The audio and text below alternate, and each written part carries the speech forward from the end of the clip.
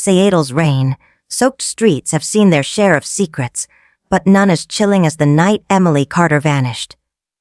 A young nurse, loved by her community, disappears after a late shift. Her car is found abandoned, the driver's door hanging open, blood on the seat, and no sign of her. What begins as a missing persons case quickly spirals into a race against time, uncovering a violent past, a dangerous obsession, and a predator who refuses to let go. This is not just the story of a crime, it's the story of survival, obsession, and the shadows that hide in plain sight. It was a chilly Tuesday night in Seattle, the kind where fog rolls in from the water and clings to the streets, casting an eerie pallor over everything. Emily Carter, a 29-year-old nurse, had just finished her shift at St. Joseph's Hospital. As usual, the night had been long, a mix of emergency surgeries, triage calls, and comforting worried families. She wasn't new to the late hours. Working in the ER, Emily had grown accustomed to the unpredictability of life and death that filled the sterile walls of the hospital. But tonight, something felt different. It was 11:45 p.m. when Emily stepped out of the hospital's back exit, her heavy hospital bag slung over her shoulder. She sent a quick text to her younger sister. "Rachel, on my way home. Don't wait up." Emily didn't expect anyone to wait for her. She preferred the silence of her apartment after a long shift. What happened next was the beginning of a mystery that would grip the entire city of Seattle. At 100 a.m., Emily's phone was still silent. Rachel had fallen asleep by then, as had most of the world. Emily's absence was starting to raise concerns when she missed a scheduled check-in call from her mother, a routine they had kept for years. Rachel sent another text, this time more urgent. "Emily, you okay?" Still no response. The hours that followed were filled with a mix of growing worry and hope that perhaps Emily had just stayed late with friends or was stuck in traffic, as often happened in the rain-soaked city. But as the morning light crept in, Rachel's anxiety began to grow. She called Emily's phone, no answer. The voicemail clicked on. Panic was beginning to take hold when Rachel reached out to the hospital. The receptionist confirmed that Emily had indeed clocked out at 11:45 p.m., but they hadn't seen her leave. Now, Rachel was frantic. She called the police. Detective Michael Harris was among the first to respond. He had been with the Seattle Police Department for nearly 15 years, specializing in missing persons cases. His experience told him that the first 48 hours were critical, but something about this case felt different. The fact that Emily had never missed a check-in, never failed to reach out, set off alarm bells. By dawn, police were scouring the area surrounding the hospital, searching for any trace of Emily.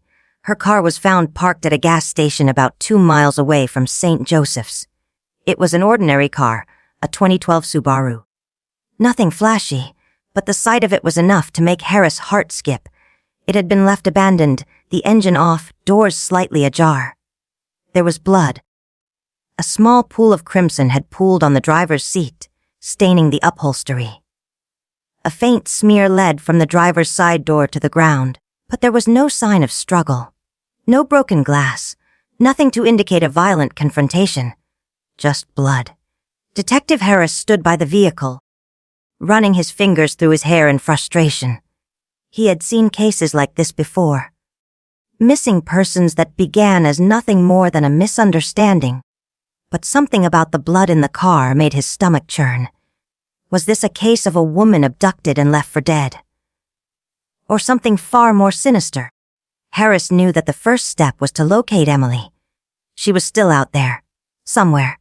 But as the hours turned into days, the search only seemed to dig a deeper hole. The police expanded the search radius.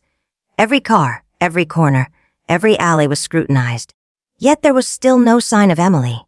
As the investigation deepened, an unsettling picture began to form. Emily had no enemies, at least none that anyone knew of. She was a quiet, kind-hearted woman, loved by those who worked with her at the hospital. But as the detectives dug into her life, they started to uncover things that didn't quite add up. The first breakthrough came when Emily's phone records were pulled. It showed no recent communication with her family, but it did reveal something far more interesting: a series of late night calls to a man named Mark Dalton. Mark was a name that kept popping up in conversations with Emily's co-workers and a few friends. He was Emily's ex-boyfriend.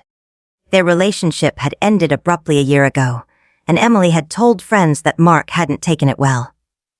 Still, Emily had insisted there was no danger, no stalking, just a bad breakup, but the texts and phone calls between them that night told a different story. Detective Harris leaned back in his chair as he looked over the phone records. Mark Dalton had been texting Emily late into the evening, and it was clear that their conversation had not been a pleasant one. Harris was already aware that Dalton had a history that included a conviction for domestic violence. It was a red flag, and one that couldn't be ignored. The next step was to find Mark Dalton. But there was a problem: he had disappeared. His phone was off, his apartment was empty, and his friends hadn't seen him in days. It was as if he had vanished into thin air. As the day stretched on, Detective Harris stood at the edge of the gas station parking lot, staring down at the bloodstains inside Emily's car. He could feel the weight of the case pressing down on him, a nagging feeling in his gut. This was no longer just a missing persons case. Emily Carter had vanished, and the deeper they dug, the more it seemed like someone was hiding something. Something that could shatter the lives of everyone involved. And as Harris turned back toward his car, one thing was clear: he was about to unravel a much darker story than he had anticipated. Detective Michael Harris arrived at the precinct the next morning with a stack of coffee, stained files, and a knot in his stomach. The case had gone from urgent to critical overnight. Emily Carter had been missing for nearly 36 hours, her car found abandoned with blood inside. And her ex-boyfriend Mark Dalton was nowhere to be found. Harris began his day in the conference room, going over the evidence board. Emily's photo sat in the center, her warm smile and bright eyes now staring back at a room full of detectives trying to piece together her last hours. Around her picture were maps of Seattle, security stills from the gas station, and screenshots of phone records. The red strings connecting them painted a grim picture. At 8:00 a.m., an officer entered with a USB drive in hand. "Detective, you're going to want to see this," he said. The footage came from a camera at a hardware store across the street from the gas station. The grainy video showed Emily's Subaru pulling into the lot at 12:05 a.m. She got out briefly, looking around as if searching for someone, then got back in. A few minutes later, another vehicle, a dark blue Ford F-150, pulled up beside her. The driver was obscured by shadows. After a short moment, Emily's driver's door opened again. But this time, a man's arm reached in. The struggle was quick. Emily was pulled from the car and forced into the truck. The F-150 drove away, leaving her Subaru with its door hanging open. The timestamp matched the window when Emily vanished. Detective Harris froze the frame, where the man's jacket was visible. A distinctive logo could be seen. Dalton's Construction. Harris already knew Mark Dalton's family ran a small contracting business. "This is our guy," Harris muttered under his breath. Within an hour, Harris and his partner, Detective Laura Kim, were at Dalton's last known address. The apartment was bare, stripped of personal belongings.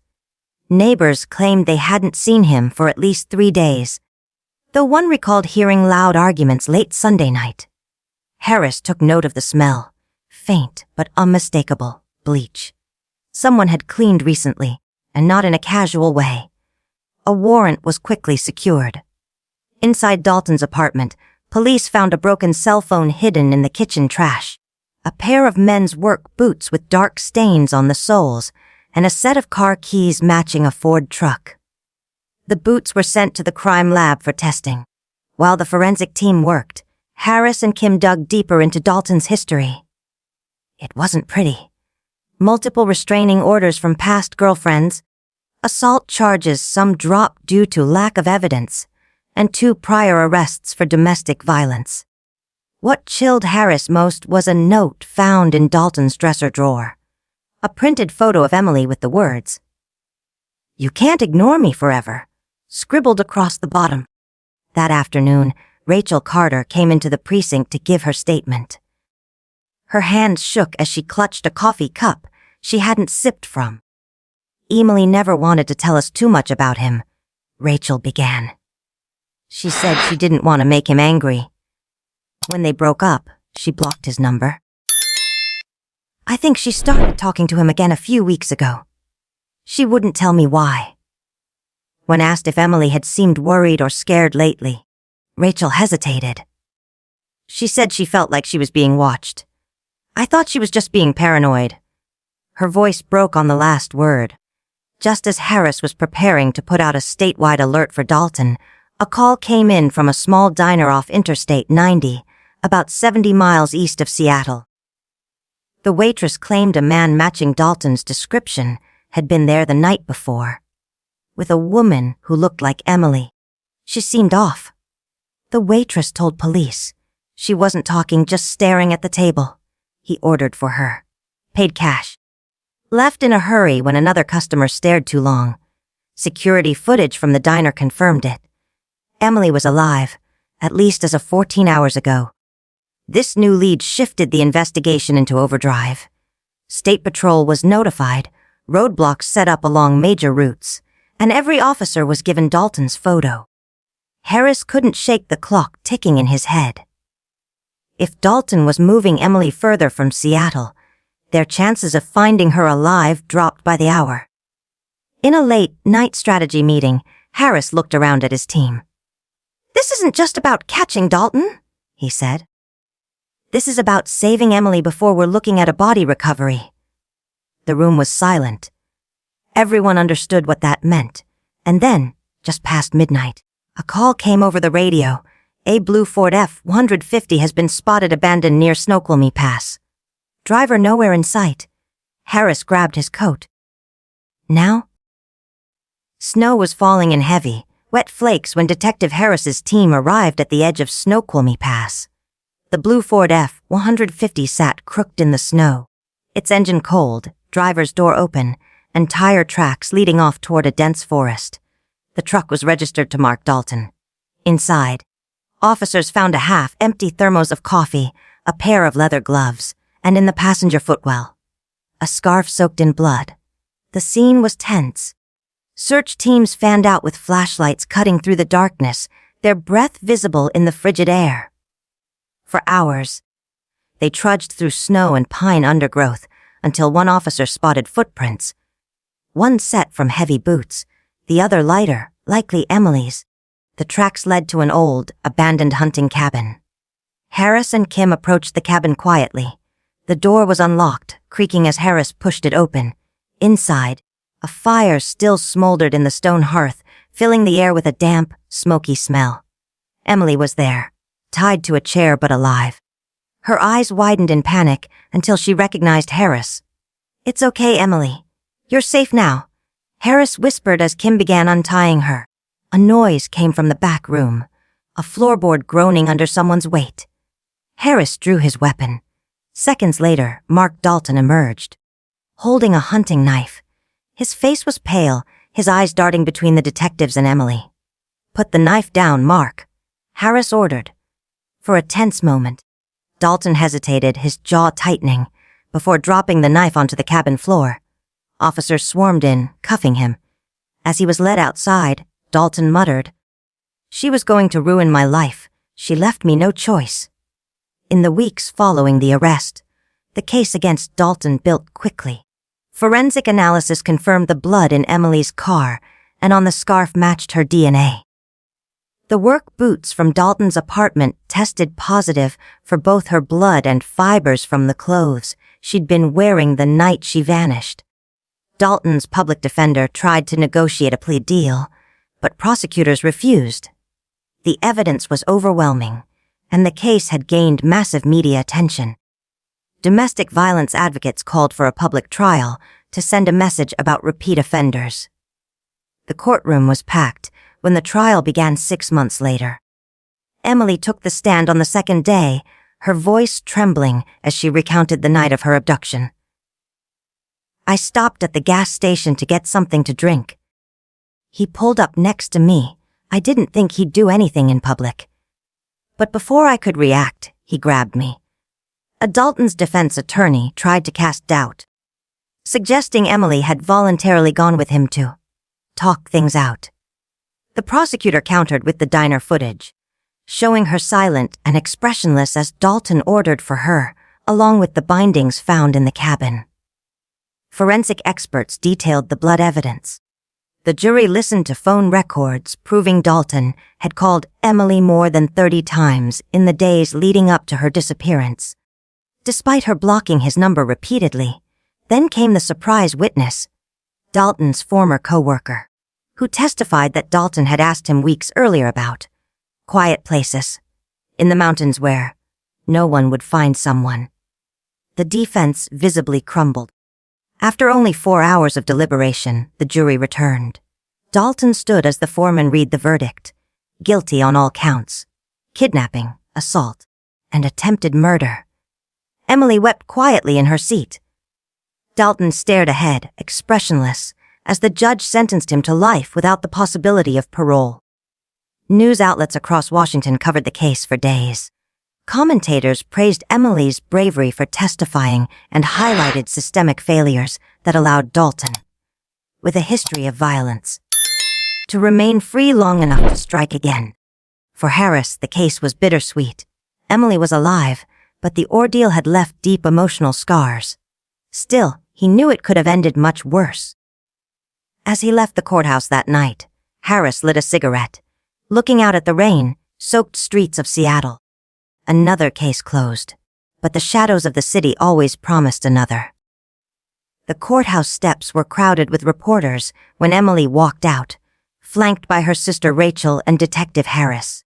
Camera flashes lit the gray Seattle sky like bursts of lightning, microphones thrust forward with a barrage of questions. Emily didn't speak. She kept her gaze low, her scarf pulled tightly around her neck, the same neck where faint marks from the rope still lingered. Inside the courtroom, the verdict had been a clear victory for justice, but outside, the reality of what she had endured was only beginning to sink in. Life had not simply returned to normal, with the slam of a gavel. In the weeks after Dalton's sentencing, Emily moved out of her apartment in Seattle and stayed with Rachel in Tacoma. The fear was still there, a shadow that followed her in the quiet moments. She flinched at the sound of tires on gravel, kept the curtains drawn at night, and refused to go anywhere alone. Therapy sessions became part of her weekly routine. Some days she spoke openly, other days she sat in silence. Her therapist reminded her that trauma wasn't something you get over, but something you learn to carry without letting it crush you. Rachel remained her anchor, cooking her favorite meals, watching old movies with her, and never once pressuring her to move on. They both knew there was no moving on, only moving forward. For Detective Michael Harris, closing the Dalton case was professionally satisfying, but it gnawed at him personally. He had seen the warning signs in Dalton's past, the restraining orders, the assault charges, yet the system had still allowed him to be free. One evening, Harris sat alone in his office, flipping through the old case file. In the back was a copy of a police report from 5 years earlier. Another woman, another set of bruises, another statement about Dalton's temper. Charges dropped. Lack of evidence. Harris muttered under his breath, "We had enough evidence. We just didn't have the will." It became his quiet mission to push for stronger domestic violence protections in Seattle. Emily's case wasn't going to be just another closed file. Not if he could help it. The trial had sparked outrage in Washington state and beyond. Local news ran a week-long segment on domestic violence repeat offenders. Editorials in major newspapers demanded reforms, and advocacy groups held candlelight vigils for victims who hadn't been as fortunate as Emily. Social media exploded with messages of support for her. Far Justice for Emily trended for 3 days straight, and domestic violence hotlines reported a surge in calls from victims seeking help. 2 months after his sentencing, Dalton filed an appeal, claiming his trial had been biased due to media coverage. The appeal was swiftly denied. Witnesses inside the prison later said Dalton kept mostly to himself, his former arrogance replaced by quiet resentment. For Emily, the denial of his appeal was a second breath of relief. Another reminder that he could never touch her again. Nearly a year after her rescue, Emily made a quiet decision. She asked Harris to drive her back to Snoqualmie Pass. The snow was gone now, replaced by spring grass and rushing streams. They parked a few hundred yards from the abandoned hunting cabin, where she'd been held. She stood there for a long time, staring at the weathered structure. "This place doesn't own me," she finally said, her voice steady. "Not anymore." Harris nodded. "You took back your story. That's what matters." Emily Carter's story is one of survival, but also a warning. In the heart of Seattle, amid the rain and city lights, a predator was allowed to walk free long enough to almost destroy her life. She lived because people refused to stop searching, because the truth came out in time. Mark Dalton will spend the rest of his life behind bars, his name forever tied to the crime that ended his freedom. But for Emily, the journey is ongoing. Healing isn't measured in court verdicts. It's measured in the quiet moments when fear finally begins to fade. And for Detective Harris, every case after Emily's carried her memory, a reminder of what's at stake when the system looks the other way. Because in the shadows of every city, there's another Emily waiting to be found, and the clock is always ticking.